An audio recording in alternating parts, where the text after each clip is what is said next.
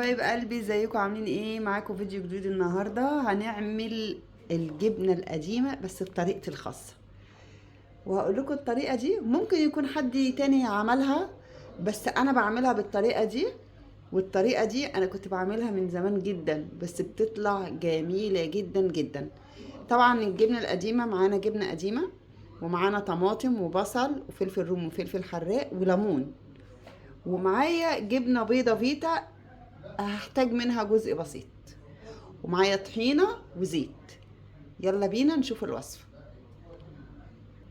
بصوا حبايبي، الطماطم اللي انا محضراها دي هاخد نصها، واخد نص البصلاية ونص الفلفل الحراق ونص الفلفل الرومي ونقطة ليمون، وهحطهم في قلب الخلاط وهضربهم.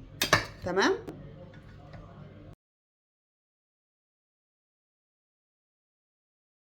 طبعا ضربتهم اهو بشكلهم كده، وهجيب بقى معايا المش. يا حبايبي هنجيب الجبنة القديمة، بسم الله كده،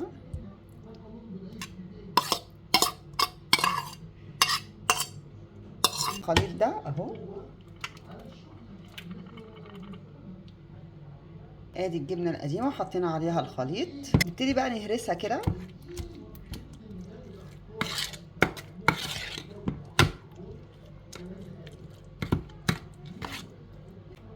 طبعا الطماطم عندي كانت خضرة، حطيت لها شويه بابريكا على اساس تديها اللون الاحمر ده. تمام. وادي الجبنه القديمه اصبحت جاهزه معانا. انا لسه ما ضفتلهاش الجبنه الفيتا، ممكن احتاجها وممكن ما احتاجهاش. عندي طحينه، بسم الله،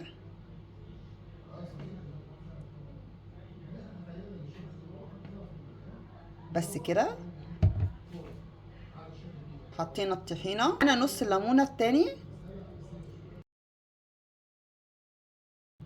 الفكره ان انا بضيف ليمون على المش. تقولوا يا جماعه ما المش حادق ليه بتضيفوا عليه ليمون؟ بيدي مزازه طعم وطعم حلو قوي في النتيجه النهائيه يعني.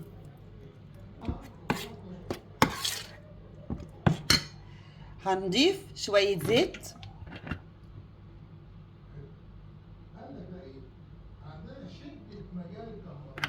مش هحط كتير زيت.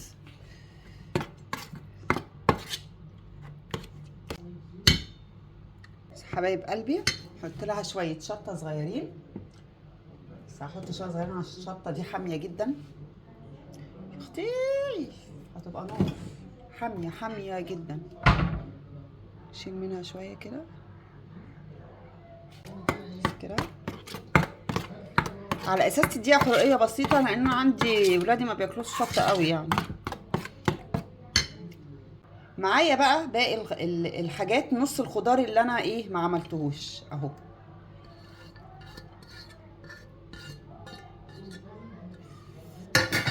نقلب.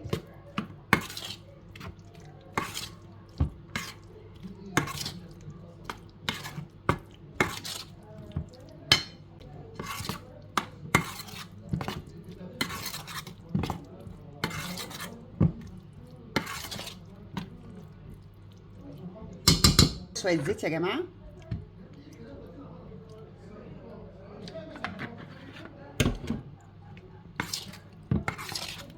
وكده خلص معانا المش اهو، بسيط جدا وحاجه كده جميله جدا، وبتقدري تفنني زي ما انت عايزه.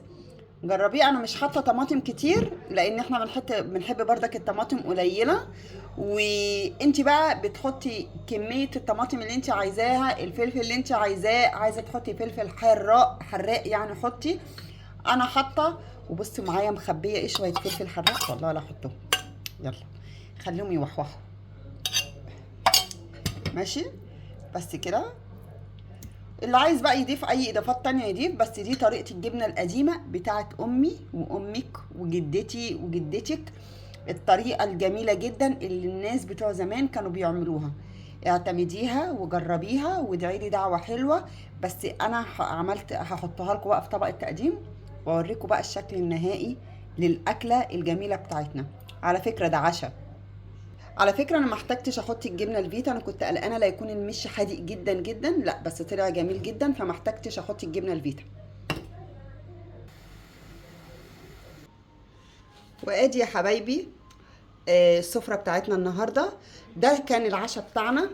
اساسا الجبنة القديمة بالطريقة بتاعتي اللي انا قلت لكم عليها.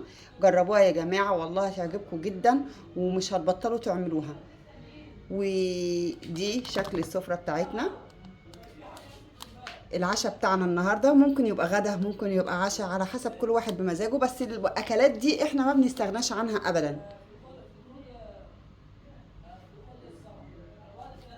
يلا لو عجبكم الفيديو ما تنسوش تدعموني بلايك وتدوسوا اشتراك وتفعلوا الجرس عشان يوصل لكم كل جديد، وتدعوا لي دعوة حلوة. اشوفكم على خير حبايب قلبي، السلام عليكم.